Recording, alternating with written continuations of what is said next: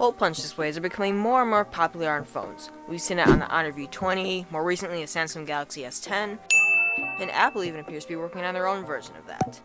But is a hole punch display the answer to an all-screen phone? Well, let's find out. Let's talk about looks. The hole punch is better than the notch in basically every way. No contest there. The hole punch is better. It's smaller, less of an intrusion, and overall has just a better aesthetic. When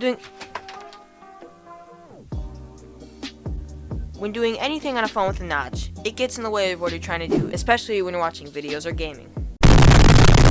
In a lot of cases, the notch is so wide that apps can't utilize that extra screen space to the left and the right of that. So big notches are kind of pointless in terms of like looks and stuff. This isn't so much of a problem with phones with smaller notches, such as the OnePlus 6T or the newly released Mi 9, but it's basically not even a problem with phones with hole punch displays. Since the cameras are either to the left or the right of the display, you have most of the top screen available for the apps to utilize instead of having that big ugly notch in the way. Yay! In terms of looks, the hole punch display is better than the notch. It gives off more of a modern vibe too, which I like. So it looks nicer, but is it more practical than a notch? In its current iteration, no, it is not better than a notch. The reason why phones have such big notches is so that they can fit useful technology in it, like 3D facial recognition and the hand gesture thing that LG just did. But in order to make the hole punch display smaller, you have to take out all of those features and basically just leave in the selfie camera. For some people, not having facial recognition would be a deal breaker, but for others, it's really not. So 3D facial recognition is something that you absolutely need on a phone. These hole punch displays are not going to have it in their current iteration. If manufacturers wanted to have facial recognition and all that fancy stuff that I'm too lazy to name in their new phones, then they would have to make them wider and bigger, kind of defeating the whole point of having a hole punch display in the first place.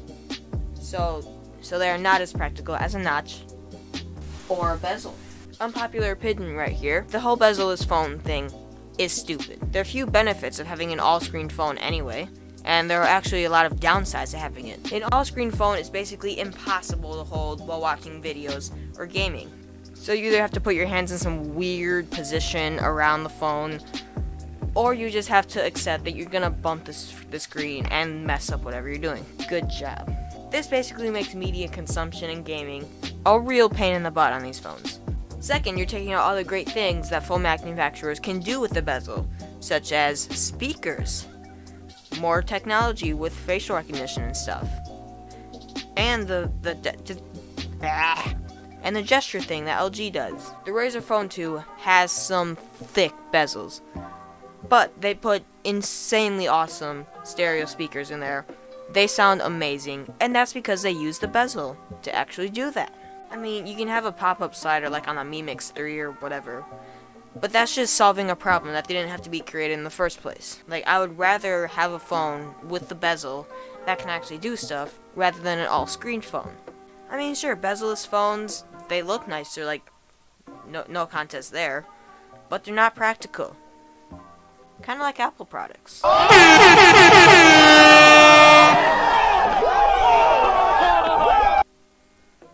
So as of right now, hole punch displays are not the answer when it comes to practicality and stuff. Hopefully in a couple of years you will see some improvements with smart technology that'll be able to fit in a hole punch display. But as of now, it's not a solution. We can all just have phones with bezels because that makes the most sense. So thank you guys for watching. I want to hear what you guys think about this, so tell me down in the comments below. I'll be responding to people and stuff. But yeah, thanks for watching. Bye.